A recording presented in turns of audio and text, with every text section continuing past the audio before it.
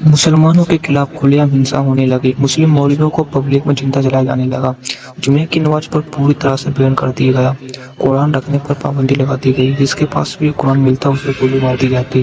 Police مسلمانوں کے گھروں میں گھس گھس کر تلاشی لیتی کہ کہیں ان کے پاس اسلام کی چیزیں تو نہیں، یہاں تک کہ اسلامک نام رکھنے پر بھی پابندی لگاتی۔ حجاب پہنی مسلم عورتوں کو کڈنیپ کر ریپ کیا جاتا ہے۔ پورے دیش میں ہر طرح کے تہواروں کو بین کر دیا گیا۔ آپ سبھی لوگ حیران ہوں گے کہ میں کس کی بات کر رہا ہوں۔ میں بات کر رہا ہوں تاناشاہ انور ہوکس کی۔ مسلمانوں کو روزہ رکھنے پر جیل میں ڈال دیا جاتا۔ اسکول، کالج، آفس وغیرہ میں مسلمانوں کو زبردستی کھانا کھلایا جاتا اور ان کو پانی پینے پر مجبور کیا جاتا کہ اگر انہوں نے روزہ رکھا ہے تو ان کا روزہ ٹوٹ جائے۔ جو مسلمان کھانا پانی پینے سے منع کرتا اسے بہت بری طرح مارا جاتا، یہاں تک کہ وہ دم توڑ دیتا یا توڑ دیتی۔ اتنی مصیبتوں، ظلم و زیادتیوں کے بعد مسلمان چھپ چھپ کر اللہ کی عبادت کرتے رہے۔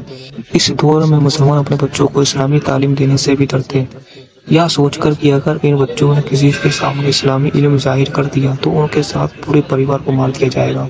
مسلمانوں کو زبردستی اسلام کے خلاف بلوا کر ان کو ناسٹک بنایا جا رہا تھا۔ انور ہوکس دھرم کے خلاف اس ابھیان میں اس کا سب سے بڑا ٹارگٹ مسلمانوں کی مسجدیں تھیں۔ انور نے ہر اسلام کی عمارت کو توڑ دینے کا حکم جاری کر دیا۔ کئی مسجدوں کو توڑ دیا گیا اور جو مسجدیں بڑی اور عالیشان تھیں ان کو ڈھابا، ہوٹل، سنیما اور گھروں اور ہتھیار رکھنے کی جگہ میں بدل دیا گیا۔ مسجدوں میں ننگی لڑکیاں اور شراب اور جوئے کھیلے جانے لگے۔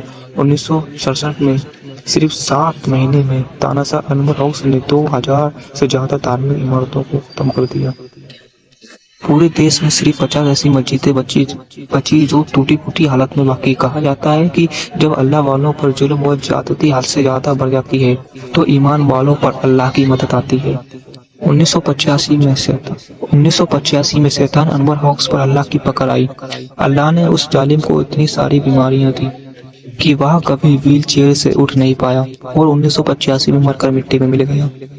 انور ہوکس کے مرتے ہی البانیہ کی کمیونسٹ سرکار کمزور ہو گئی اور پھر 1990 میں مسلمانوں نے کمیونسٹ سرکار کو اکھاڑ پھینکا۔ نیا چناؤ ہوئے، نئی سرکار بنی۔ اسلام اور مسلمانوں پر لگی سبھی پابندیاں کو ہٹا دیا گیا۔ البانیہ کی لیڈ مسجد وہ پہلی مسجد تھی جس میں 1967 کے بعد پہلی بار اذان کی آواز گونجی تھی اور حافظ صاحب وہ پہلے امام تھے جنہوں نے تقریباً 23 سالوں کے بعد پورے البانیہ کی پہلی نماز پڑھائی تھی۔ انور ہوکس دوبارہ توڑی گئی سبھی مسجدوں کو دوبارہ بنایا گیا۔ ناسٹکتا واد کے پورے دور سے آزادی ملنے پر مسلمان جھوم کر خوشیاں منا رہے تھے، مگر انور ہوکس نے 45 سالوں میں جو نقصان کیا تھا اس کی بھرپائی آج تک نہیں ہو پائی۔ سن 90 تک اسلام پر پابندی کی وجہ سے البانیہ کے مسلمان قرآن پڑھنا تک بھول چکے تھے۔ نہ نماز پڑھنا آتا تھا، نہ باقی باتوں کا پتہ تھا۔ ان کے دماغ سے پوری طرح سے دین اسلام کا علم ختم ہو چکا تھا، بس کسی طرح ایمان باقی تھا۔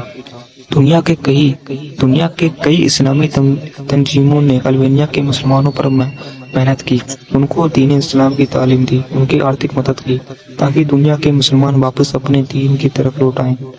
2011 میں البانیہ کی پہلی اسلامی یونیورسٹی پریٹیٹ یونیورسٹی کھولی گئی۔ آج البانیہ میں صرف 800 مسجدیں ہیں۔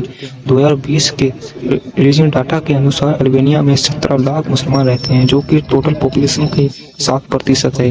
امید ہے دوستوں آپ کو یہ ویڈیو پسند آئی ہوگی۔ اگر کچھ نیا جاننے کو ملا ہو تو لائک کر کے ویڈیو کو شیئر ضرور کر دیں، اور البانیہ کے تعلق سے آپ کی کیا رائے ہے کمنٹ میں اپنی رائے ضرور بتائیں۔